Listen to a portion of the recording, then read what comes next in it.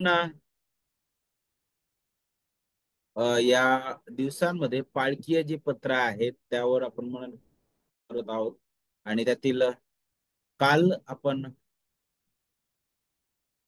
जे पहिलं पत्र आहे तिमथ्याला पहिलं पत्र ते आपण अभ्यासलेलं आहे. मी काल काल देखील सगळ्यांना सांगितलं होतं आणि आजही पुन्हा एक वार मी हेच सांगू इच्छित आहे की आपण प्रत्येक वचन बाय वचन आता चाललेलो नाही. कारण आपण पुढच्या वर्षी पूर्ण प्रत्येक वचन आपण यातील अभ्यासणार आहोत. परंतु आता थोडक्यात धावती भेट आपण देऊ. तर त्या धावत्या भेटीमध्ये सुद्धा अनेक मुद्द्यांना आपण हात घालणार आहोत. अनेक गोष्टी ज्या आहेत त्याकडे आपण आपलं लक्ष केंद्रित करणार आहोत. आणि विशेष करून बीटीसीपी मध्ये जो दिलेला आराखडा आहे त्यामधून सुद्धा अनेक गोष्टी आपण घेतलेल्या आहेत. आणि म्हणूनच याकडे लक्ष देत असताना अ, दुसरं तिमथ्याला पत्र जे आहे पौलाचं, आता त्याकडे आपण लक्ष देऊ आणि त्याचा परिचय सगळ्यात अगोदर समजून घेऊया. आपल्याला माहित आहे की हे पत्र कोणी लिहिलेलं आहे आणि सगळ्यांच्या परिचित आहे. पौलाने लिहिलेलं आहे. कुणाला ते लिहिलं? तर मग तिमथ्याला, जो तरुण सेवक तो होता. आणि त्याला विश्वासातील खरं लेकरूतो म्हणतो पहिल्या पत्रामध्ये. आणि मग पौलाची जी प्रीती आहे तिमथ्या प्रतीची, ते आपण पहिल्या पत्राचा अभ्यास करत असताना त्याच्या परिचयामध्येच आपण पाहिली. आता कधी हे जे दुसरं पत्र आहे ते लिहिण्यात आलेलं आहे, तर आपल्याला पाहायला भेटतं की पौल जो आहे त्याच्या अ, रोम या ठिकाणी दुसऱ्यांदा तुरुंगवासात गेल्यानंतर त्याने हे पत्र जे आहे ते लिहिलं. आणि विशेष करून रक्तसाक्षी होण्या अगोदर हे पत्र लिहिलेलं आहे. म्हणजे त्याचा जो अ, जो तो म्हणतो की माझा प्रयाण काळ जवळ आलेला आहे. अगदी अगदी मृत्यूशय्या त्याच्या जवळ त्याला दिसत आहे. आणि अशा वेळी तो तरुण सेवकाला हे पत्र लिहित आहे. आणि म्हणूनच ज्यावेळेस आपण त्या प्रकारे या पत्राकडे पाहतो तर आपल्याला हे समजून येईल जवळजवळ हे पत्र जे आहे ते पौलाचे जवळजवळ शेवटची इच्छाच आपण समजू शकतो, किंवा एक करार, एक शेवटचं मृत्यूपूर्वी त्या त्या व्यक्तीचा जो जे बोलणं असतं जणू काय तशाच प्रकारचं बोलणं पौलाच आहे. कारण त्याची तिमथ्यावरील प्रीती आणि मंडळीवरील प्रीती आपल्याला यातून पाहायला भेटते. आणि मग यातून आपण पाहतो की इसवी सन 67 मध्ये हे पत्र लिहिलं असावं. बरं, कुणासाठी लिहिलं? मुख्य श्रोतेगण कोण होते? तर आपल्याला माहित आहे की हे पत्र तिमथ्याला लिहिलेलं आहे. तर नक्कीच तिमथी पण आहे तिथं. आणि तिमथी अजूनही इफिस मध्ये होता, जिथं पौलाने त्याला यापूर्वी सोडलेलं होतं. आणि जिथं पौलाने अ, पहिलं जे पत्र आहे तिमथ्याला अ, त्याने लिहिलं होतं ज्या मंडळीसाठी आणि विशेष करून तिमथ्यासाठी. का बरं लिहिलं होतं? कारण खोटे जे शिकवण होतं ते उठलेलं होतं इफिस मंडळीमध्ये. आणि मग त्याची थोडीशी झलक आपण काल अभ्यासली. जसं यहुदी मतानुसारी जे लोक होते ते पुन्हा लोकांना कर्माकडे घेऊन जात होते. त्यानंतर अ, जे अशुद्ध आत्म्याचं अ, जे भक्ती करणारे नाही का, ते सुद्धा लोकांना जे आहे पुन्हा त्या वाईट गोष्टींकडे घेऊन जात होते. भौतिक वाद त्या ठिकाणी होता. म्हणजे अ, काय खावं काय खाऊ नये, शरीर वाईट आहे, देह वाईट आहे, आत्मा चांगला आहे, म्हणून मग पुनरुत्थान जे आहे ते होणार नाही. आणि ते ते ते अशक्य आहे. आणि मग अशा प्रकारे काय करत होते, बायबलच्या त्या तत्वांना डाग आणणाऱ्या गोष्टी होत्या अनेक त्या ठिकाणी. आणि म्हणून पहिल्या तिमोथी मध्ये अनेक गोष्टी पाऊल जो आहे तो हाताळतो. मग जे जसं उदाहरणार्थ ते जे लोक बोलत होते शुद्ध आत्म्याचं शिक्षण आपण पाहिलं. ज्याच्यामध्ये द्वैतवाद त्याबद्दल आपण शिकलो की दोन भिन्न ज्या शक्ती आहेत त्या एकमेकांवर राज्य करण्याचा प्रयत्न करत आहेत, चांगली आणि वाईट शक्ती, त्याला द्वैतवाद म्हणतात नाही का. आणि मग दोन्ही एकमेकावर वरचढ होतात. कुणी हरत नाही, कुणी कमी नाही, एक सारख्याच त्या शक्ती आहेत. पण मग ते लक्षात ठेवून पॉल अध्याय 2 मध्ये बोलतो की नाही, एकच देव आहे आणि देव आणि मानव यामध्ये एकच मध्यस्थ आहे. पौलाच्या डोक्यामध्ये त्याच गोष्टी चालू होत्या, कारण मंडळीमध्ये तशा प्रकारे शिकवलं जात होतं. मग अशा प्रकारे आपल्याला पाहायला भेटतं समस्या मंडळी समोर होत्या. आणि खोटे शिक्षक उभे राहिलेले होते आणि हे सर्व लोक वयस्कर होते. हा तिमोथी तरुण होता आणि पुष्कळ वेळा तिमोथी दाबला जायचा. तिमोथी जो आहे लाजत होता आणि तिमोथी जो आहे बोलण्यासाठी मागं पुढं पाहायचा. आणि म्हणून पौल पहिल्या तिमोथीच्या त्या पत्रामध्ये सुद्धा त्याला स्पष्टपणे त्याबद्दल ताकीद देतो. त्याच प्रकारे या पत्रामध्ये सुद्धा तो त्याबद्दल ताकीद देताना आपल्याला दिसतो. आता पौलाची इच्छा होती की तिमोथ्याने त्याला लवकर भेटावं, कारण त्याचं जाण्याची वेळ आली ही त्याला कळून चुकलेली होती. बरं, तिमोथी तर होताच. पुढे आपल्याला तिमोथीची आई आणि आजी यांचा सुद्धा उल्लेख या पत्रामध्ये पाहायला भेटतो. अध्याय 1 आणि वचन 5 मध्ये आपण पाहतो, ज्यांनी तिमोथ्याला बालपणापासून वचनाचं शिक्षण दिलं होतं जुन्या करारातील. आणि त्याबद्दल आपल्याला पाहायला भेटतं. मग जे श्रोतेगण होते, मग तिमोथी आहे, इफिस येथील मंडळी आपल्याला पाहायला भेटते. या पत्र लिहिण्यामागचा उद्देश काय होता? तर उद्देश आपण अगोदरच पाहिलेला आहे. विशेष करून पहिला उद्देश म्हणजे तिमोथ्याला त्याच्या सेवेमध्ये वैयक्तिक प्रोत्साहनाचं जणू काही शेवटचं पत्र द्यावं म्हणून तो प्रोत्साहित करत आहे तिमोथ्याला. दुसरं उद्देश काय आहे बरं? की तिमोथ्याने लवकर रोम मध्ये त्याला भेटायला यावं त्याच्या मृत्यूच्या आधी. आणि मग कुणाला घेऊन यावं, काय करावं, त्याबद्दलच्या सूचना सुद्धा त्याने त्यामध्ये पुढे दिलेल्या आहेत. आणि तिसरं म्हणजे सुशिक्षण. एक ख्रिस्ताचा चांगला शिपाई या नात्याने तुला वचनाची योग्य फोड करून सांगणारा असणं गरजेचं आहे. कसलेही लाज वाटण्यास कारण नसलेला असा तू स्वतःला सादर करणारा नाही का, तर सुशिक्षणासाठी झटणारा. तर मग हे तीन उद्देश आपण पाहू शकतो. एक तर त्याच्या सेवेमध्ये त्याला प्रोत्साहन देणं, दुसरं त्याला स्वतःकडे बोलवण्यासाठी काय बोलवणं, तिसरं सुशिक्षणामध्ये त्याने खंबीर व्हावं. ओके. तर पुढे आता याची पार्श्वभूमी आपण थोडक्यात लक्षात घेऊ.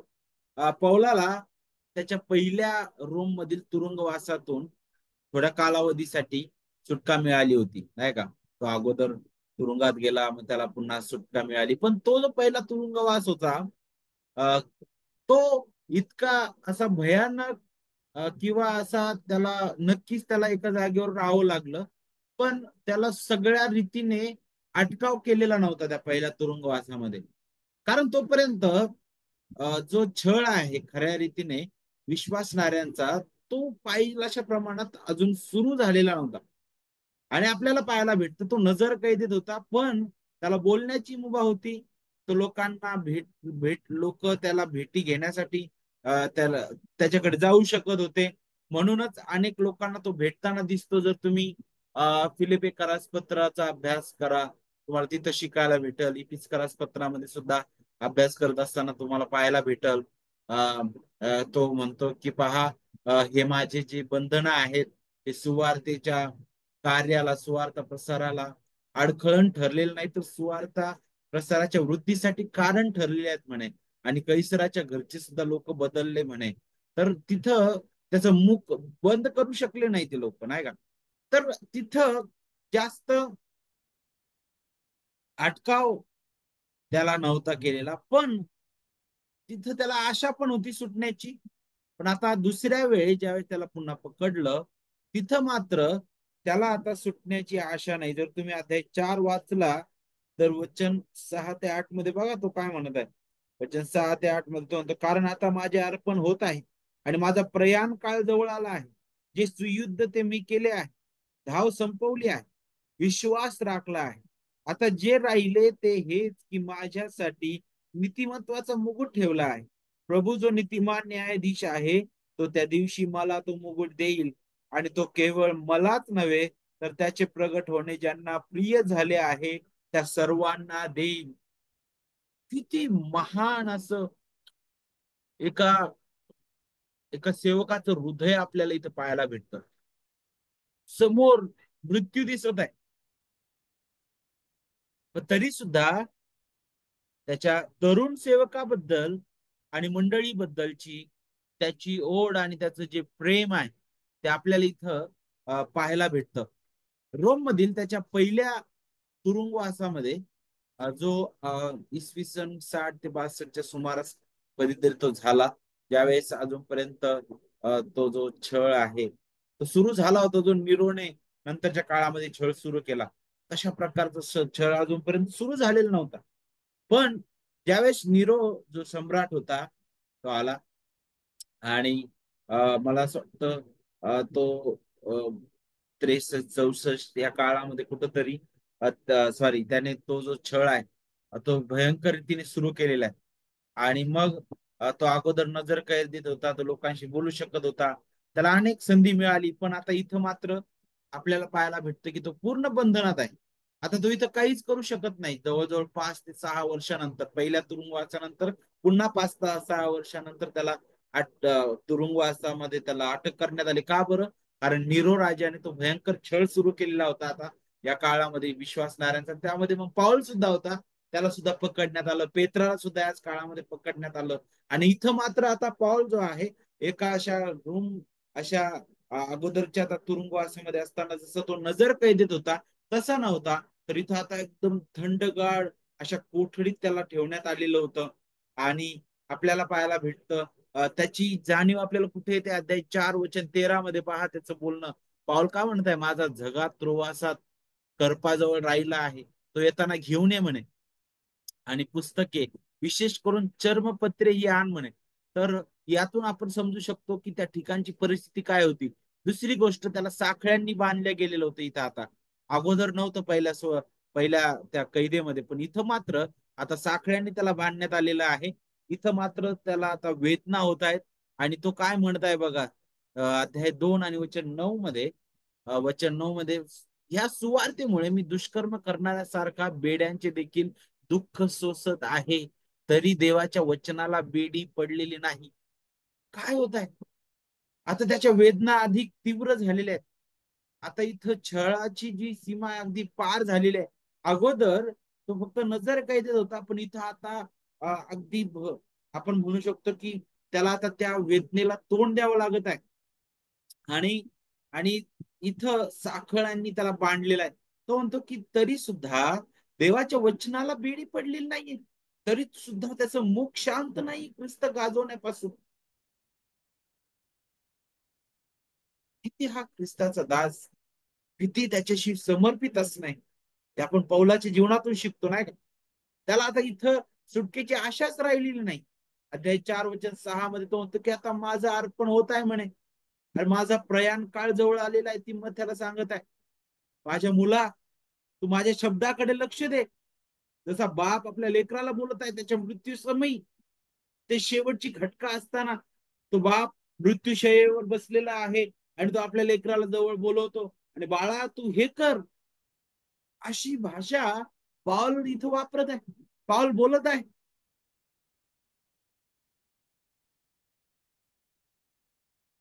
आता इथं तो बेड्यांनी वेढलेला आहे. त्यासोबतच आपल्याला पाहायला भेटतं की छळाच्या भीतीने त्याचे जे आपतेष्ट होते, जे आतापर्यंत त्याच्या जवळ होते, आता ते सुद्धा सोडून गेलेले आहेत. पहा, अध्याय 1 आणि वचन 15 मध्ये तो काय म्हणतो, जे आशियात आहेत ते सर्व माझ्यापासून फुटले म्हणे, हे तुला ठाऊकच आहे. त्यातील काही फुटले, जसं फुगल आणि हर्मगनेस. त्यानंतर अध्याय 4 वचन 9 ते 12 मध्ये तो म्हणतो की तू होईल तितके करून माझ्याकडे लवकर ये म्हणे, कारण देमासला ऐहिक सुखप्रिय असल्यामुळे तो मला सोडून गेला. त्यानंतर तो म्हणतो के क्रेकेस क्रेसकेस गलतियास व तीत दालमितियास गेला. आणि तो म्हणतो की लूक मात्र माझ्याजवळ आहे, मार्काला तू आपल्या बरोबर घेऊन ये म्हणे, कारण तो सेवेसाठी मला उपयोगी आहे. तुकीखाला मी पिसाच पाठवलेला आहे. तर काही लोकांना त्यांनी पाठवलं होतं, काही लोक त्याला सोडून गेले होते. त्याच्या जवळ आता जास्त कुणी नाही, फक्त लूक आपण पाहतो. आणि अशा स्थितीमध्ये तो तिथे आहे. आणि तो काय म्हणतो वचन 16 मध्ये, माझ्या पहिल्या जबाबाच्या वेळेस माझ्या बाजूस कोणी नव्हता, सर्वांनी मला सोडले होते, त्याबद्दल त्यांचा हिशोब घेण्यात न येऊ म्हणे. लवकरच त्याला मृत्यूदंड होणार होता. अशा स्थितीत पौलाने तिमोथेला एक पत्र लिहिलेलं आहे. त्याला शक्य तितक्या लवकर रोम मध्ये येऊन प्रेषिताची शेवटची भेट घेण्याची त्याने विनंती केलेली आहे. त्याला भेटायचं होतं, कारण त्याचं जवळचं लेकरू म्हणून तो त्याच्याकडे पाहत आहे. तो म्हणतो की होईल तितकं करून माझ्याकडे तू ये. वचन 21 मध्ये सुद्धा म्हणतो, अध्याय 4, होईल तितके करून हिवाळ्यापूर्वी तू ये म्हणे. तिमोथी पौलाच्या मृत्यूदंडापूर्वी रोम मध्ये पोहोचला की नाही याबद्दल आपल्याला काही माहिती भेटत नाही.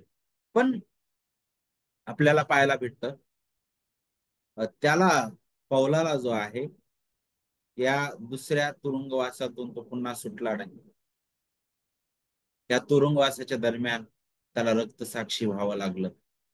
आणि त्याच्याबद्दल पौलाला सुद्धा कळून चुकलेलं होतं की आता जवळ आलेला माझं जाणं जवळ आलेलं आहे. अगदी सरळ या पत्रामध्ये अंत जवळ असल्याचं जाणून येत आहे. पौलाने सेवेचा वारसा जो आहे तो तिमोथेला सोपवलेला आहे. त्याला त्याच्या कर्तव्यामध्ये विश्वासू राहण्याचं त्याने आवाहन केलं. पहा अध्याय 1 आणि वचन 6 काय सांगतो त्या ठिकाणी पौल म्हणतो, दुसरे तिमोथी अध्याय 1 वचन 6 मध्ये, या कारणास्तव मी तुला आठवण देतो की देवाचे जे कृपादान माझे हात तुझ्यावर ठेवल्यामुळे तुझ्या ठाई आहे ते प्रज्वलित कर. कारण देवाने आपल्याला भित्रेपणाचा नव्हे तर सामर्थ्याचा व प्रीतीचा व संयमनाचा आत्मा दिला आहे. का बरं? कारण तिमोथी घाबरलेला होता. तिमोथी लाजत होता. तिमोथी मागे पुढे पाहत होता. पौल म्हणतो की घाबरू नकोस. देवाने आपल्याला भित्रेपणाचा नव्हे तर सामर्थ्याचा आणि प्रीतीचा संयमनाचा आत्मा दिलेला. पौल त्याला प्रोत्साहित करत आहे. तू आपलं कर्तव्य सोडू नकोस. तू विश्वासू राहा. लोक काय म्हणत आहेत, तो की ते किती तुझ्या पेक्षा अनुभवी आहेत, ते किती मोठे आहेत, त्या गोष्टीकडे नको पाहत बस. तू वचन काय सांगत आहे, वचनाशी तू चिटकून अस. हे सुशिक्षण आहे देवाच्या वचनामध्ये, ते धरून राहा. पहा अध्याय 1 आणि वचन 13 मध्ये आणखी पुढे तो म्हणतो की ज्या सुवचनांचा नमुना तू माझ्यापासून ऐकून घेतला, तो ख्रिस्त येशूच्या ठाई असलेला तुझा विश्वास व प्रीती यामध्ये दृढपणे राहा. एका सेवकाला जीव तोडून तो सांगत आहे की जे तू शिकलेला आहेस, जो नमुना तुझ्या समोर आलेला, ख्रिस्त येशूच्या ठाई असलेला तुझा विश्वास व प्रीती यामध्ये तो दृढपणे राख म्हटलेला आहे. त्यानंतर अध्याय 2 मध्ये आपण येतो तर तो आणखी एक मुद्दा मांडतो, तो म्हणजे काय, चुकीच्या शिक्षणापासून तू दूर राहा. नाही का? वचन अध्याय 2 आणि वचन 15 मध्ये, तू सत्याच्या वचनाची योग्य विभागणी करून नीट सांगणारा, लाज वाटण्यास कसलेही कारण नसलेला, देवाच्या पसंतीस उतरलेला काम करे असं स्वतःला सादर करण्यास होईल तितके कर. वचन 17 मध्ये तो म्हणतो पुढे, त्यांचे शिक्षण काळपुळीसारखे चलेल. त्यांच्यापैकी हुमनाय व फिलेत हे आहेत, ते सत्याविषयी चुकले आहेत, पुनरुत्थान होऊन गेले आहे असे ते म्हणतात आणि कित्येकांच्या विश्वासाचा नाश करतात. यांपासून तू दूर राहा. तुझ्यामध्ये कोणतंही उण नसावं सुशिक्षणाबद्दल. जी सुवार्थ तुला अगदी शुद्धतेने, अगदी निसंशयीपणे आणि स्पष्ट रीतीने तुला गाजवण्यात आलेली आहे, तुझ्या समोर जगण्यात आलेली आहे, ती मध्या ती तू दृढ धरून राहा. तिच्यापासून तू डावीकडे उजवीकडे वळू नकोस. देवाचं वचन जे आहे त्यामध्ये तू दृढ राहा. त्यानंतर पुढे आणखी सूचना तो करतो, सुवार्तेसाठी छळ सोस. अध्याय 2 वचन 3 मध्ये तो काय म्हणतो बघा, ख्रिस्त येशूचा चांगला शिपाई या नात्याने माझ्या बरोबर दुःख सोस म्हणे. वचन 4 मध्ये सुद्धा तेच म्हणतो, शिपाईगिरी करणारा माणूस संसाराच्या कार्यात गुंतत नाही, यासाठी की ज्याने त्याला सैन्यात दाखल करून घेतले त्याला त्याने संतुष्ट करावे. दुःख सोस म्हणे. आणि त्यानंतर शेवटी शास्त्र वचनांवर विश्वास ठेवण्याचा आणि त्याचा प्रचार करण्यासाठी पाऊल अध्याय 3 वचन 15 ते अध्याय 4 वचन 5 मध्ये त्याला तो काय करत आहे, प्रोत्साहित करत आहे. आता हा झाला परिचय. आता आपण याचा जो आराखडा आहे या पुस्तकाचा त्याकडे आपण लक्ष देऊया. आणि हा आराखडा बीटीसीपीच्या पुस्तकामधून घेतलेला आहे. तुमच्याकडे ते पुस्तकं आहेत. ओके. तर तिमोथेला दुसरं पत्र आपण पाहत आहोत नाही का. आता पण सगळ्या गोष्टी आपण वाचलेल्या आहेत. अध्याय 4 यामध्ये आहेत आणि 4 प्रमुख भाग आहेत. विशेष करून पहिला भाग अध्याय 1 वचन 1 ते 2 मध्ये जिथं तो अभिवादन करताना दिसतो. दुसरा भाग अध्याय 1 वचन 3 ते 18 इथं आपल्याला शिकायला भेटतं की त्याने दिलेलं जे काम आहे, देवाचं कार्य, देवाने सोपवलेलं जबाबदारी ती पूर्ण कर म्हणे. देवाच्या सामर्थ्याने सुवार्थेची घोषणा कर म्हणे.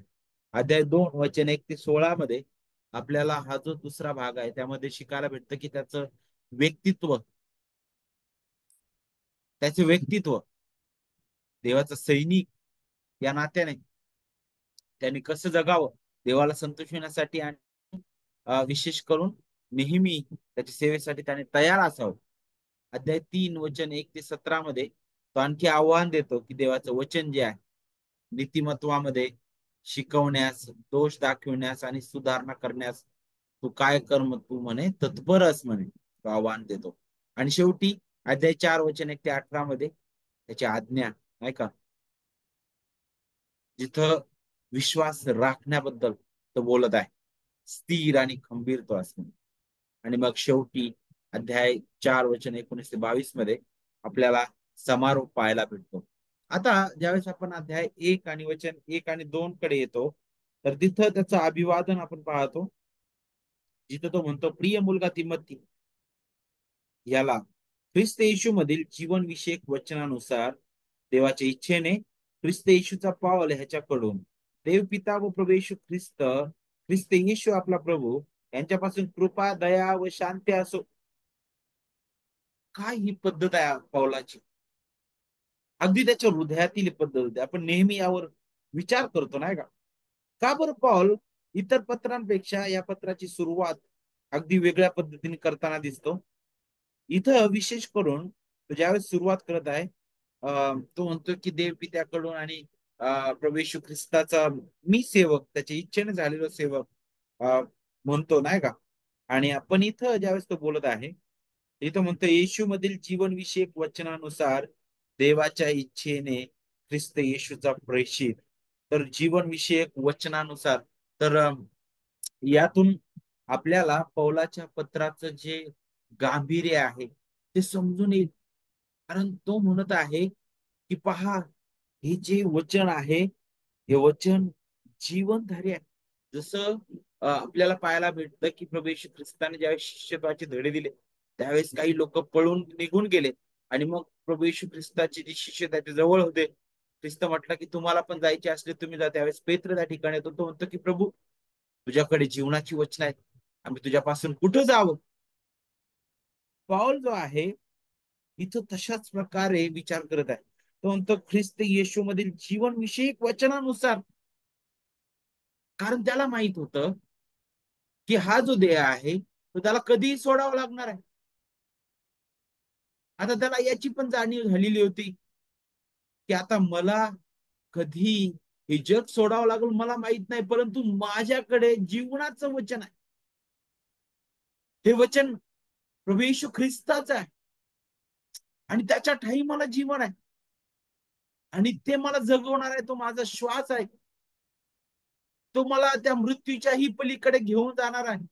ती महान आशा दाखवणार आहे आणि त्याच्या ठाई मी देवाच्या इच्छेने ख्रिस्त येशूचा प्रेषित. किती अद्भुत आहे बघा. कोणतो प्रिय मुलगा तिमोथी अगोदर म्हणतो विश्वासातील खरे लेकरू पहिल्या पत्रामध्ये, इथं म्हणतो प्रिय मुलगा. जसा बाप आपल्या लेकराला बोलत आहे तशाच प्रकारे पाऊल इथं बोलत आहे. आणि मग पुढे अध्याय 1 वचन 3 ते 18 मध्ये तो त्याला आठवण करून देत आहे की ख्रिस्ताचा चांगला शिपाई या नात्याने तुझ्यावर जी कामगिरी सोपून दिलेली आहे त्याकडे तो आपलं लक्ष लाव. वचन 3 पासून पहा, आम्ही आपल्या प्रार्थनात रात्रंदिवस तुझे स्मरण अखंड करतो आणि तुझे अश्रू मनात आणून तुझ्या भेटीने मी आनंद भरीत व्हावे म्हणून तुला भेटण्याची फार उत्कंठा बाळगतो. तुझ्यामध्ये असलेल्या निष्कपट विश्वासाची मला आठवण होऊन ज्या देवाची माझ्या पूर्वजांपासून चालत आलेली सेवा मी शुद्ध विवेकाने करतो, त्याचे मी आभार मानतो. पॉल त्याच्यासाठी प्रार्थना करत आहे. किती हे कौटुंबिक नातं, किती वैयक्तिक घनिष्ठ नातं पौलाचं तिमोथ्यासोबत आपल्याला पाहायला भेटत आहे. पौल तिमोथ्याला प्रोत्साहित करत आहे. तो बोलत आहे,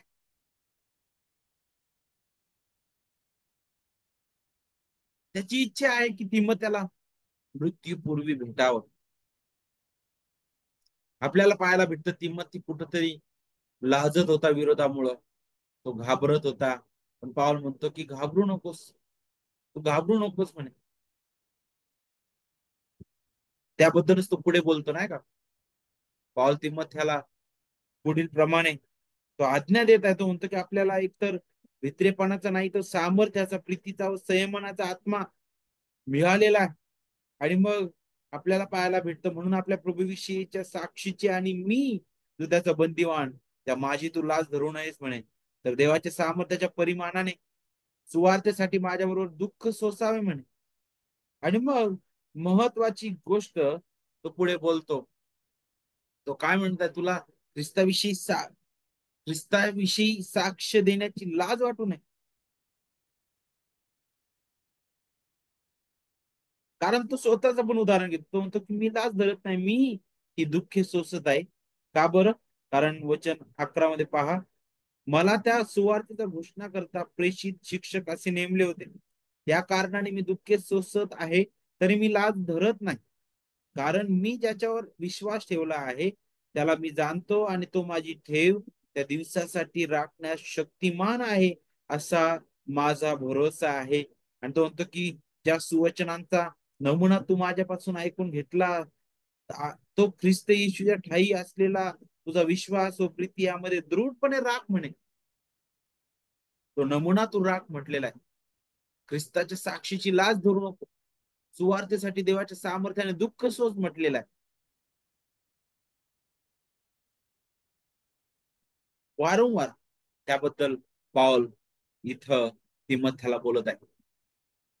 पौलाने तिमथ्याला आठवण करून दिली की अनेक जणांनी त्याचा त्याग केलाय आणि खूप दुःख सोसलंय, पण देवाच्या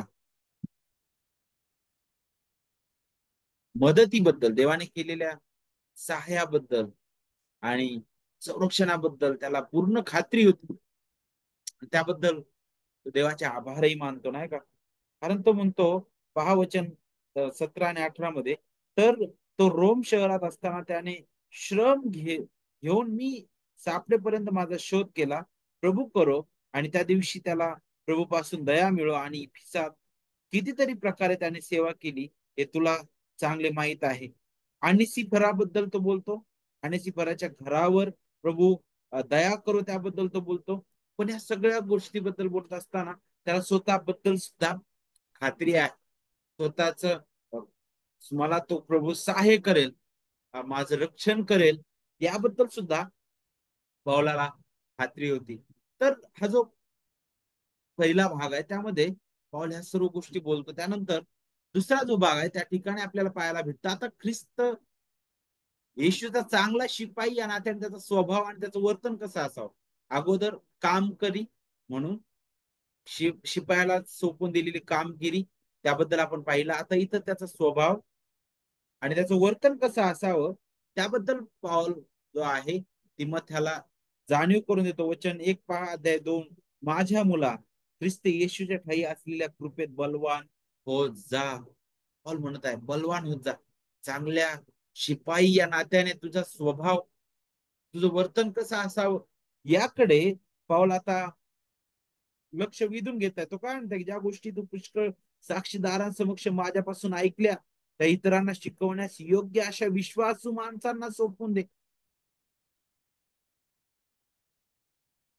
ख्रिस्त येशूचा चांगला शिपाई या नात्याने माझ्या बरोबर दुःख सो. शिपाईगिरी करणारा माणूस संसाराच्या कार्यात गुंतत नाही, यासाठी की ज्याने त्याला त्याला सैन्यात दाखल करून घेतले त्याला त्याने संतुष्ट करावे. जर कोणी मल्लयुद्ध करतो तर तो तर ते नियमाप्रमाणे केल्या वाचून त्याला मुकुट घालत नाहीत. श्रम करणाऱ्या शेतकऱ्याने पहिल्याने पिकाचा वाटा घेणे योग्य आहे. जे मी बोलतो ते समजून घे, कारण प्रभू तुला सर्व गोष्टी समजावून देईल म्हणे. माझ्या सुवार्तेप्रमाणे मेलेल्यांतून उठवलेला दाविदाच्या संतानातील येशू ख्रिस्त याची आठवण ठेव.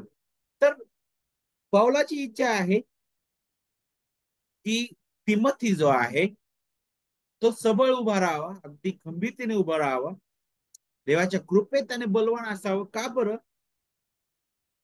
कारण तो ढळलेला दिसत आहे तिथं, नाही का? आणि मग देवाच्या कृपेत बलवान होणं म्हणजे काय बरं? नक्कीच त्याचं सामर्थ्य, जी कुशलता आहे त्याबद्दल तो आठवण करून देतो की देव तुला ती कुशलता देव, या प्रसंगाला कसं तो हाताळावं. देव तुला सामर्थ्य पुरव की तू धैर्याने या सर्व संकटावर योग्य ते कार्य तू करशील. पुढे आपल्याला पाहायला भेटतं की ज्यावेळेस स्वभावाबद्दल आणि वर्तनाबद्दल तो बोलत आहे, तर सगळ्यात अगोदर तो बलवान होता म्हणतो. त्यानंतर वचन 2 पासून पुढे एक चित्त त्याबद्दल तो बोलतो, नाही का? आणि ते चित्त काय बरं? जो माझा विचार आहे तो काय म्हणत आहे? एक चित्त म्हणजे काय?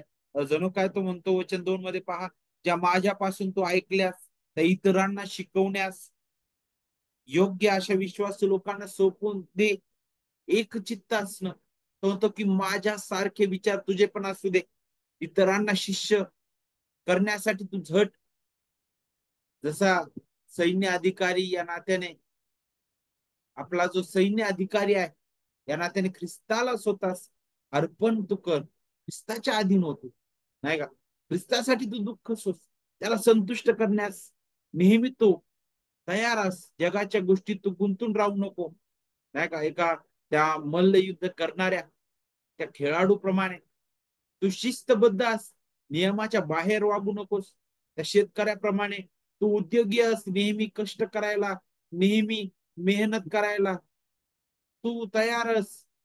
फलदायी तुझं जीवन असू दे, ख्रिस्ताच्या सुवार्तेला तू समर्पित असावं, नाही का?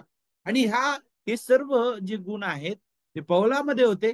आणि पाऊल म्हणत आहे की या सर्वांमध्ये हे सर्व गुण तुझ्यामध्ये सुद्धा असावेत आणि तू सुद्धा हे करावं.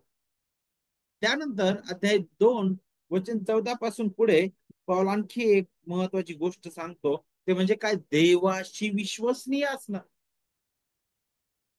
ख्रिस्ताचा शिपाई या नात्याने त्याचं वर्तन आणि त्याचा स्वभाव कसा असावा याबद्दल बोलत असेल तर की देवाच्या कृपेत बलवान हो, एक जित्तास. एक चित्त म्हणजे काय? पावलाने ज्या प्रकारे सेवा केलेली आहे, पौल जे करत आहे तो जे माझ्यापासून तो ऐकलंस इतरांना सोपवण्यास तयार अस, नाही का? आणि देवाप्रती विश्वसनीय असणं, देवाला पटलेलं काम करी, नाही का आपण म्हणतो, त्याच्याबद्दल तो बोलत आहे. तो म्हणतो की तू या गोष्टींची त्यांना आठवण दे, त्यांना प्रभूपासून निक्षून सांग. प्रभू समोर निक्षून सांग की शब्द युद्ध करू नका, ते कशाच्याही उपयोगी न पडता ऐकणाऱ्याच्या नाशास कारण होते. पहिली गोष्ट, तो देवाशी विश्वसनीय राहण्यासाठी इथं बोलत आहे. देवाच्या देवाला पटलेला काम करी म्हणून जर तुला तिथं सादर व्हायचं आहे, तर तुला पापापासून स्वतःला दूर ठेवावं लागेल, नाही का? दुष्टपणाच्या इच्छांपासून तुला पळ काढावं लागेल आणि धार्मिकतेच्या मागे तुला लागावं लागेल. देवाच्या वचनात तुला वाढावं लागेल, नाही का? आणि म्हणूनच तो म्हणतो की अनैतिच्या रिकाम्या वटवटीपासून दूर राहा. बरोबर की नाही? आणि तो म्हणतो की सत्याच्या वचनाची योग्य विभागणी करून नीट सांगणारा, लाज वाटण्यास कसलेही कारण नसलेला, देवाच्या पसंतीस उतरलेला कामकरी असं स्वतःला सादर होण्यास होईल तितके कर. आता सत्याच्या वचनाची योग्य विभागणी करून सांगणारा, जसा जो सुतार आहे तो वाकडं तिकडं जे लाकूड आहे तो कसा ते सरळ नाही का कापतो, तशा प्रकारचा हा शब्द आहे की जे वचन आहे त्याचा योग्य तो अभ्यास करून योग्य जे सत्य आहे देवाचं वचन जसंच्या तसं योग्य रीतीने लोकांपर्यंत शिकविणं,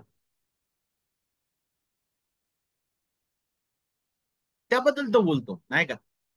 आणि त्याबद्दल तिमोथ्याने नेहमी नेहमी अ, गंभीर असणं गरजेचं होतं. वचन 19 मध्ये तो म्हणतो, तथापि देवाने घातलेला स्थिर पाया टिकून राहतो. त्यावर हा शिक्का मारलेला आहे. प्रभू आपले जे आहेत त्यांना ओळखतो आणि जे कोणी प्रभूचे नाव घेतो त्याने अनितीपासून दूर राहावं. अहो, ते म्हणत आहे सर्व रिकाम्या वटवटी आहे का त्यापासून तू दूर राहा. पुढे आणखी येत असताना वचन 24 ते 26 मध्ये तो आता आणखी एक गोष्ट बोलतो ते म्हणजे काय प्रभूचा दास प्रभूच्या दासाने भांडू नये तर त्याने सर्वांबरोबर सौम्य शिकवण्यात निपुण सहनशील विरोध करणाऱ्यांना सौम्य त्याने शिक्षण देणारा असं असावं. कदाचित देव त्यांना सत्याचे ज्ञान होण्यासाठी पश्चाताप बुद्धी देईल. सैतानाने त्यांना धरून ठेवल्यानंतर ते त्याच्या पाशातून सुटून देवाच्या इच्छेस वश होण्याकरिता शुद्धीवर येतील म्हणे. तो प्रभूचा दास कसा असावा? भांडखोर नसावा तो, सौम्य असावा, शिकविण्यास निपुण असावा, रागिष्ट तो नसावा, विरोध करणाऱ्यांना सौम्यतेने शिकवणारा तो असावा. तर या सर्व गोष्टी ज्या आहेत स्वभाव आणि वर्तन यामध्ये मोडतात आणि त्याबद्दलच पाऊल अध्याय 2 मध्ये तिमोथेला बोलत आहे. त्यानंतर अध्याय 3 वचन 1 ते 17 मध्ये तो आता चांगला शिपाई या नात्याने विशेष करून तो आता आव्हान करत आहे पुढे काही गोष्टींचं. अध्याय 3 आणि वचन 1 पासून पुढे पहा. शेवटल्या काळी कठीण दिवस येतील हे समजून घे, कारण माणसे स्वार्थी, धनलोभी, बडाईखोर, गर्विष्ठ, निंदक, आई बापांना न मानणारी, उपकार न स्मरणारी, अपवित्र अशी पूर्ण लिस्ट आता पुढे पाऊल देत आहे. तो म्हणतो की तू ज्या अधर्मी समाजामध्ये राहत होता तो समाज आणि जेथे गोष्टी फक्त बिघडत चाललेल्या होत्या त्याबद्दल तो म्हणतो की तिमोथी तू सावधस. अनेक लोक खोट्या शिक्षकांसहित हे अधर्मी जीवन जगत आहे नाही का. आणि ते स्वतःवर प्रेम करणारे, स्वतःच्या पैशावर प्रेम करणारे, स्वतःचे सुख विलास आनंद त्यासाठी जगणारे ते लोक आहेत. ते कधीच ख्रिस्तासाठी जगत नाहीत. ते फक्त सुभक्तीचे बाह्य स्वरूप दाखवणार आहेत. बघा वचन 5 काय सांगतं. सुभक्तीचे केवळ बाह्य रूप दाखवून तिचे सामर्थ्य नाकारणारी अशी ती होतील. त्यांच्यापासूनही दूर राहा. ऑल आव्हान करत आहे ख्रिस्ताचा चांगला शिपाई या नात्याने हे जे सुभक्तीचे केवळ बाह्य रूप दाखवणारे आहेत त्यांच्यापासून तू दूर राहा. आम्हाला आवडतं समोरचा व्यक्ती येतो आणि तो वचनाचं काहीतरी शिकवण देतो आणि तरी सुद्धा आम्हाला त्याच्या सोबत सहभागिता करायला आवडतं आणि तरी सुद्धा आम्ही त्याच्या प्रत्येक बोलण्याला हा हा करायला आम्हाला आवडतं. ऑल म्हणतो हे तू करू नकोस. हे फक्त सुभक्तीचं बाह्य रूप दाखवणारे आहेत. ते फक्त बाह्य रीतीने ते किती धार्मिक आहे ते दाखवतात परंतु ते ख्रिस्ताच्या सुवार्तेपासून दूर गेलेले आहेत. सुशिक्षणाला धरून ते नाहीयेत आणि ते देवाच्या सामर्थ्याला नाकारतात. काय देवाचं सामर्थ्य? काय आहे सामर्थ्य? ती सुभक्ती कशात आहे? कशात आहे? त्याच्या महान त्या सुवार्तेमध्ये दडलेली आहे. त्या सुशिक्षणामध्ये दडलेली आहे जी त्याच्या पवित्र वचनांमध्ये आहे. तेच एका पाप्याला तारण्यासाठीच देवाचं सामर्थ्य आहे. देवाच्या सामर्थ्याला ते नाकारत आहे. म्हणतोय तो तिमोथेने अशा लोकांपासून दूर राहायला पाहिजे. खोटे शिक्षक लोकांना सत्यापासून दूर पापाकडे नेत होते. ते सतत शिकत असतात नाही का पण सत्य ओळखू शकत नाही. खरं जर आपण पाहिलं तर ते सत्याला विरोध करणारे आहेत. ते विश्वासाला नाकारणारे आहेत. अशा प्रकारे पाऊल इथं बोलत आहे. सुभक्तीचं केवळ बाह्य रूप दाखवून 2 तिमोथी अध्याय 3 वचन 5 मध्ये तो म्हणतो ते तिचे सामर्थ्य नाकारतात म्हणून. अशा प्रकारचे ते लोक आहेत आणि तिमोथ्या त्यांच्यापासून तू दूर राहा. हा धोका होता ज्याला तिमोथ्याला तोंड द्यायचं होतं आणि म्हणून तो म्हणत आहे की तुझं जीवन कसं असायला पाहिजे. तो म्हणतो की आपल्या व्यक्तिमत्वाच्या शिक्षणाकडे तुला तो काय म्हणतो वचन 8 मध्ये बा यांनी सो एम्ब्रेस यांनी जसे मोशेला अडवले तसे हेही सत्याला अडवतात. हे लोक भ्रष्ट बुद्धी बनलेले व विश्वासासंबंध आणि पसंतीस न उतरलेले असे तरी हे अधिक तरसावणार नाहीत म्हणे, कारण जसे त्यांचे मूर्ख पण उघड झाले तसे ह्यांचेही सर्वांना उघड होईल म्हणे.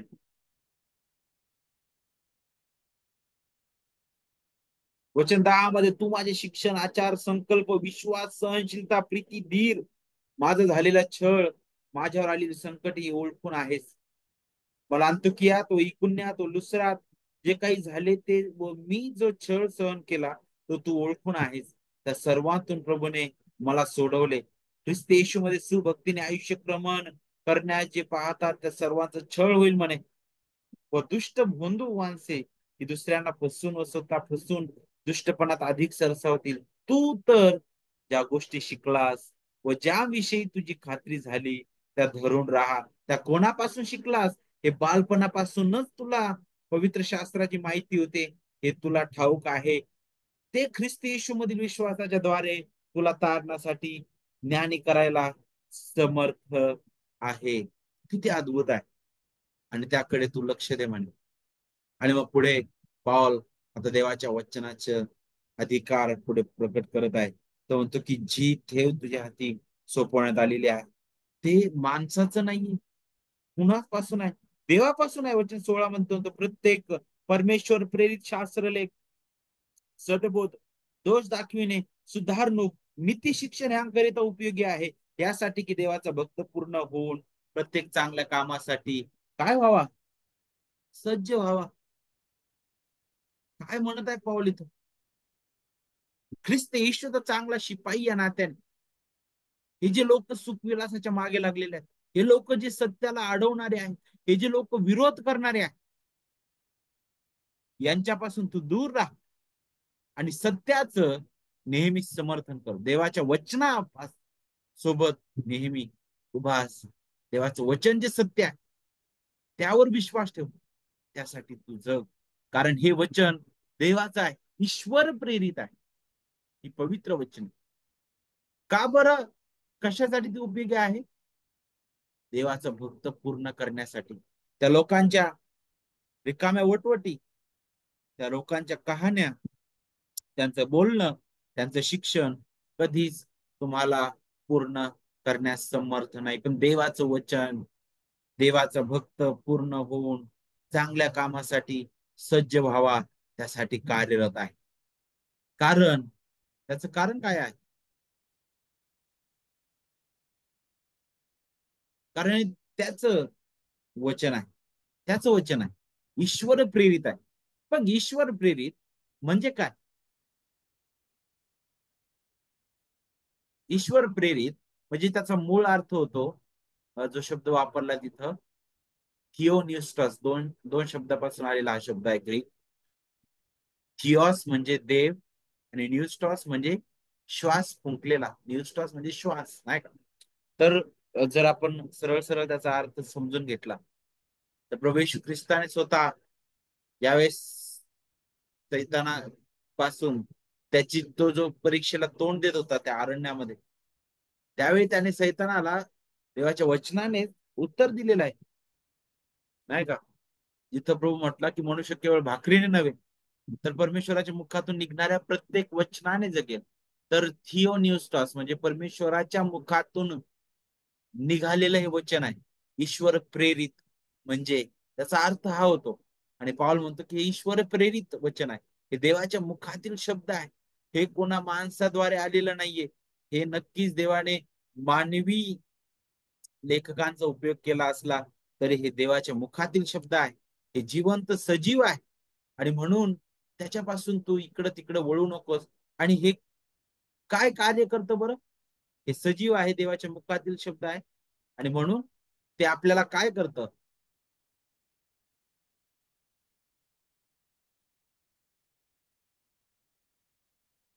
दोष दाखवितं, सदबोध, दोष दाखविणं, सुधारणूक, नीती शिक्षण ह्याकरिता हे उपयोगी आहे.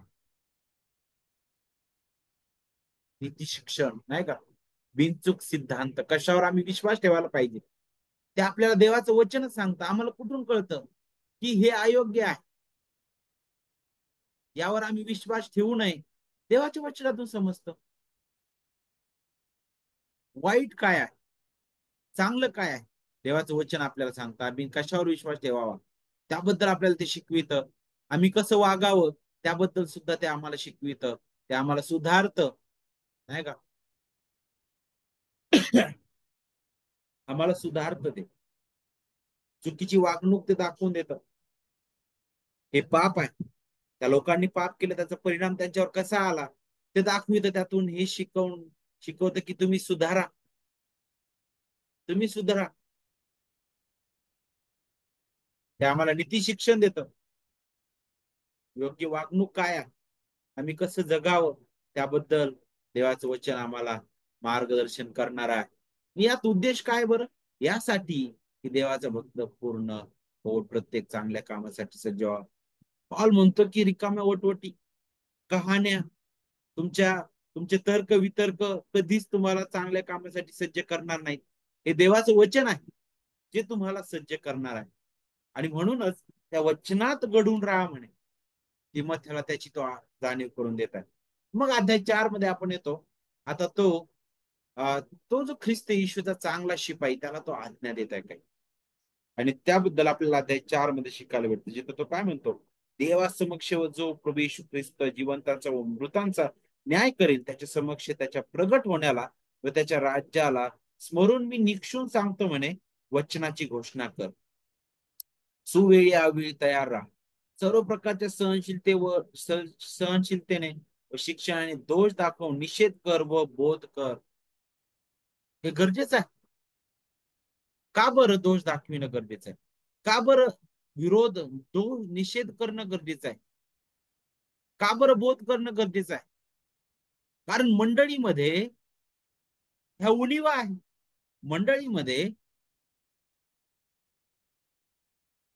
मेंढरांच्या वेशात पुष्कळदा लांडगे शिरलेले आपल्याला दिसते. मंडळीमध्ये चुकीचं शिक्षण आपल्याला पाहायला भेटत आहे पुष्कळ ठिकाणी. मंडळांमध्ये काय चाललंय?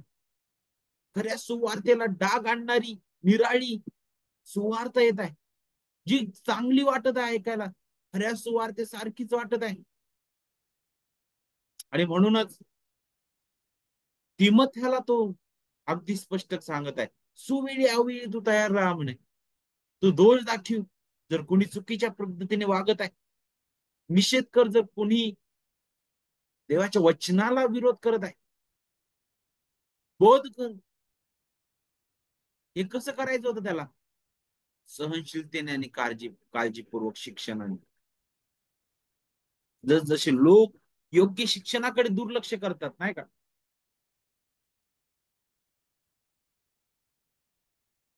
तस तसे ते आपल्याला पाहायला भेटतं की आपल्या समोर इतर खोट्या शिक्षकांची गर्दी जमवायला लागतात.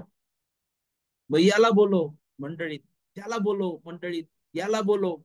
कारण तो जो सेवक त्या मंडळीवर नेमणूक करण्यात आलेला आहे, तो सक्षम नाही त्याच्या मेंढरांना राखण्यासाठी, त्यांचं पालन पोषण करण्यासाठी. तो स्वतः कुठे उभा आहे त्याची जाणीव त्याला नाहीये. ही अवस्था आजची सुद्धा आहे. कारण त्या लोकांना रोज काहीतरी त्यांच्या मनाला आवडेल अशी ऐकण्याची सवय लागलेली आहे. आणि म्हणून मग याला बोलव, त्याला बोलव, याला कर, ह्या गोष्टी पुष्कळ चालू आहेत. का बरं? कारण योग्य शिक्षणाकडे दुर्लक्ष केल्यामुळं, सुशिक्षणाकडे दुर्लक्ष केल्यामुळं खरी सुवार्ता काय ती कधी त्या मेंढपाळाला खुद्द समजलेली नाही. त्या लोकांना काय समजलं? मंडळी सुद्धा सुशिक्षणापासून वळालेली, दूर जात असलेली दिसत आहे. किती भयंकर आहे. अशा स्थितीमध्ये ह्या अशा अनेक समस्या नाही. तिमथ्या जो आहे तो ग्रासून गेलेला आजूबाजूला असलेल्या गोष्टीमध्ये. अशा स्थितीमध्ये तिमथ्याने काय करायला पाहिजे? त्याने अस्थिर होऊ नये, त्याने डगमगू नये, त्याने घाबरून जाऊ नये, त्याने शांत असावं. त्याने त्याचं सुवार्तिकाचं काम विश्वासाने करावं. ज्या जबाबदाऱ्या आहेत सेवेसंबंधाच्या, त्या विश्वासाने पूर्ण कराव्यात. आणि प्रत्येक सेवकाची जबाबदारी आहे. कोण अधिकारी काय बोलल लोक काय बोलतील, ह्या हा सिनियर व्यक्ती तो काय बोलल, नाही, देवाचं वचन हे सांगत आहे, हे ठामपणे आहे, आणि याच्या पलीकडे मी जाणार नाही. तुला काय बोलायचंय ते मी ऐकू शकत नाही, कारण देवाचं वचन माझा अधिकार आहे. मला देवाचं ऐकायचं. तिमोथ्याने हे करायला पाहिजे. त्याबद्दल पौलाची इच्छा आहे. आणि आजही तितकंच हे मोलाचं आणि महत्वाचं आहे. आपण हे समजून घेणं गरजेचं आहे. तो म्हणतो वचन 4 मध्ये पहा, आणि ते सत्य ऐकण्यापासून फिरतील व कल्पित कहाण्यांकडे वळतील अशी वेळ येत आहे म्हणे. हे लोक म्हणे जे सुशिक्षणाकडे दुर्लक्ष करतात, मग हळूहळू ते स्वेच्छाराने वागतात, आणि आपल्या जवळ ते काय करतात, वचन 3 मध्ये पहा, कारण ते सुशिक्षण ऐकून घेणार नाहीत, तर आपल्या कानांची खाज जिरावी म्हणून ते स्वेच्छाराने आपणासाठी शिक्षकांची गर्दी जमवतील म्हणे. का मंडळ्यांना नवनवीन लोकांना ऐकण्याची इच्छा होते, आवड होत, आणि आणि या सगळ्या गोष्टी त्यांना आवडतात. का बरं लोकांना एक सेवक मंडळीमध्ये कार्य करताना आवडत नाही? त्याचं मुख्य कारण म्हणजे सुशिक्षणाकडे त्यांनी दुर्लक्ष केलेलं आहे.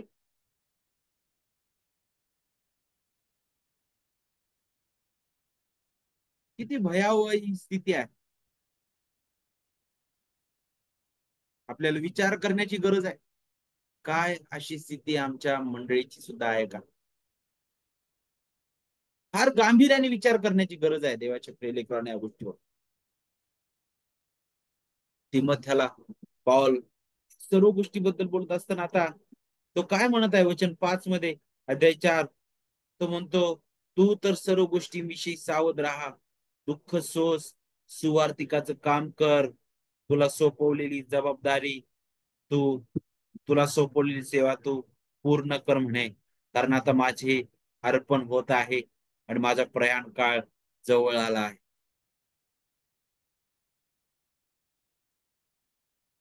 आणि मग तो पुढे काय म्हणत आहे, जे राहिलं म्हणे आता आता ते काय म्हणे, माझ्यासाठी नीतिमत्वाचा मुकुट ठेवलाय, प्रभू जो नीतिमान न्यायाधीश म्हणे तुम्हाला देणार आहे.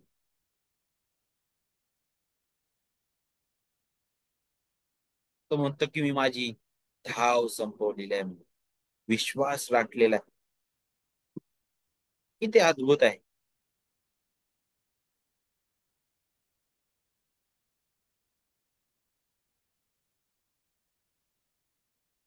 अध्याय 4 आणि वचन 7 म्हणतो, जे सुयुद्ध ते मी केलंय म्हणे. हे सुयुद्ध आहे म्हणे. देवाच्या वचनाचं समर्थन करणं, यांच्या विरुद्ध जे चुकीच्या पद्धतीने शिकवत आहे, आणि देवाच्या सुशिक्षणाला धरून राहणं, आणि या वेदनेला सामोरं जाणं, दुःखातून जाणं, तो म्हणतो हे सुयुद्ध आहे. तो म्हणतो की ते मी केलेला आहे. विश्वास राखलाय म्हणे. विश्वास राखलाय. धाव संपवली आहे. किती अद्भुत आहे. और स्वतःच्या उदाहरणामधून त्याला प्रोत्साहित करत आहे. तो म्हणतो की नक्कीच तो मुकुट मला मिळणार आहे.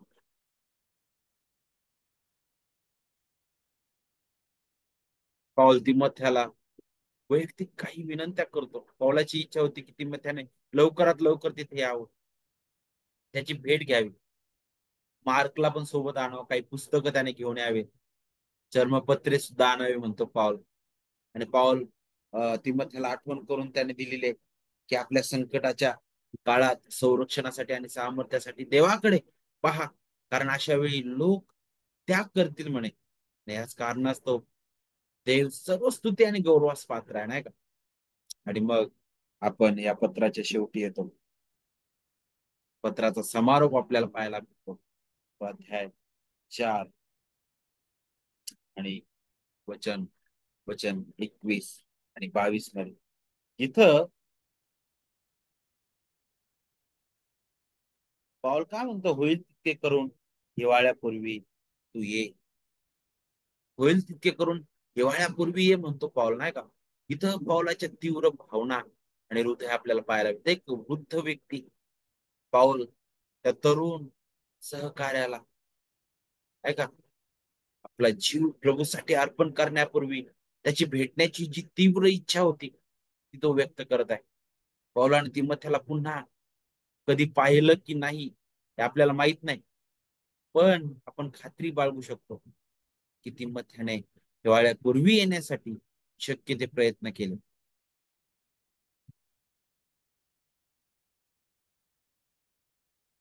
रोम मधील मॅमर्टिन नावाचं तुरुंग नाही का, जे होतं त्या ठिकाणी पाऊल आहे. आणि पौलाच्या तुरुंगवासाच्या अगदी 100 वर्षांपूर्वी बांधलेलं ही एक इमारत होती. फार उदास अशी असं ते ठिकाण होतं ज्या ठिकाणी पौलाला आता अटक करण्यात आलेली होती. आणि आपल्याला पाहायला भेटतं की आता त्या तुरुंगाच्या बाहेर पुढे गेटच्या बाहेर ऑस्टियन नावाचं रोमच्या आपल्याला पाहायला भेटतं गेट होतं ऑस्ट्रियन नावाचं.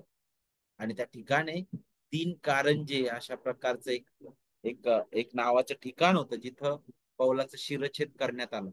आणि त्यावरून एक एक हास्यास्पद नाही का एक दंतकथा निर्माण झाली. ते म्हटले की ज्यावेळेस पौलाचा शिरच्छेद केला तेव्हा त्याचं जे कापलेलं जे शिर होतं, डोकं जे होतं म्हणे, ते 3 वेळा उसळलं म्हणे.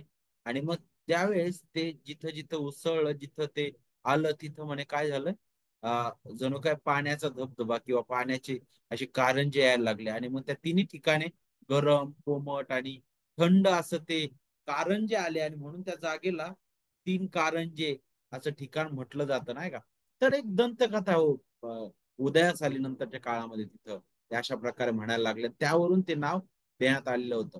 इसवी सन 64 मध्ये रोम मध्ये लागलेल्या त्या मोठ्या आगीच्या भडक्यामध्ये आपल्याला पाहायला भेटतं त्या दरम्यान त्याच्यानंतरच्या काळामध्ये कुठंतरी आपल्याला पाहायला भेटतं की ज्याचा दोष आपल्याला पाहायला भेटतं की निरोने विश्वासनारायणवर टाकलेला होता, विश्वासनारायण लावण्याचा प्रयत्न केलेला होता. आणि त्यामध्येच अ, निरो या सम्राटाने पौलाला जो आहे त्याचा शिरच्छेद केला. आणि त्याच काळामध्ये त्याच वेळी ज्या दिवशी असं म्हटलं जातं यहुदी परंपरेनुसार की ज्या दिवशी पौलाचा शिरच्छेद करण्यात आला त्याच दिवशी पेत्राला क्रुसावर उलट टांगून त्याला मारण्यात आलेला आहे.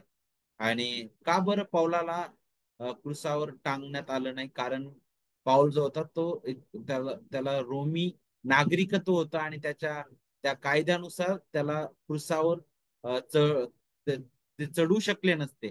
आणि म्हणून त्याचा शिरच्छेद केला आणि पेत्राला वधस्तंभावर खिळलेला आहे. तर देवाचे सेवक इतक्या वेदनेमध्ये अगदी त्यांच्या शेवटच्या क्षणी सुद्धा ते आपल्या आपल्या सेवेप्रती किती विश्वसनीय आपल्याला पाहायला भेटतात.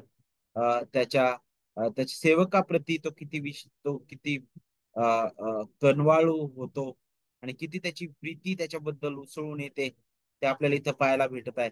मंडळीबद्दल तो किती नाही का गंभीर आहे ते आपल्याला इथं शिकायला भेटत आहे. शेवटी तो काय म्हणता वचन 22 मध्ये, प्रभू येशू ख्रिस्त तुझ्या आत्म्याबरोबर असो, तुमच्या बरोबर कृपा असो. पौलाच्या शेवटच्या शब्दावरून हे आपल्याला पाहायला भेटत आहे की तो किती किती प्रभूवर प्रेम करणारा व्यक्ती होता. प्रभू येशू ख्रिस्तावर किती अगदी शेवटच्या क्षणापर्यंत तो म्हणतो की प्रभू येशू ख्रिस्ताची कृपा तुम्हा सोबत असो म्हणे, तुमच्या आत्म्याबरोबर असो म्हणे. हा साधेपणा आणि त्याच्यासोबत असलेली सर्व सामर्थ्य आपल्याला पाहायला भेटतं. पावलाच्या सर्व सेवेत आपल्याला दिसून येतात नाही का. तो म्हणतो की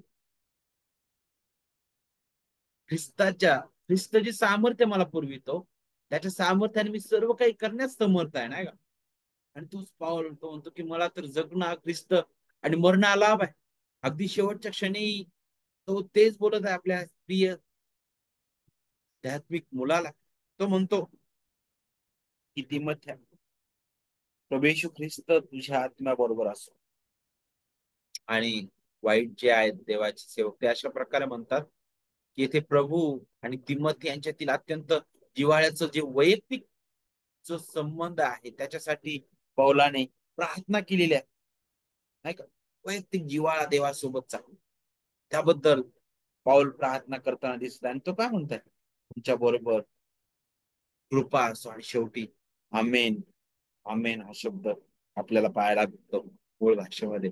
इथं पौलाने तिमोथेला या सर्व गोष्टींबद्दल आमेन म्हणून सहमत होऊन गोष्टी करण्यास सांगितलं आणि पौलाने आपली सेवा पूर्ण केली आणि तो आपले बक्षीस प्राप्त करण्यास तयार होता आणि तिमोथेने तसंच करावं अशी त्याची इच्छा होती.